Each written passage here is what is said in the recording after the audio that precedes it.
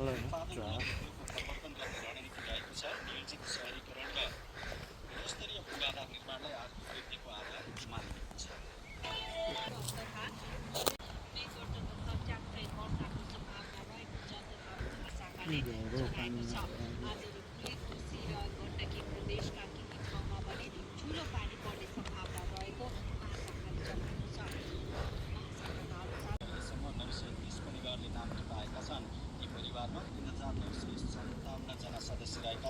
काठमाडौँका प्रमुख जिल्ला अधिकारी सुराज पौडेलका अनुसार घर जग्गा नभएर सरकारको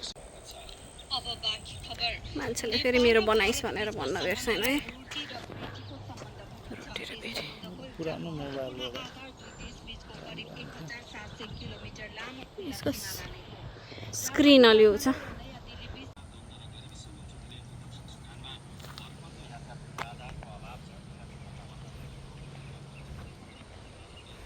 हिँड्दै गर्नु ल हिँड्नु।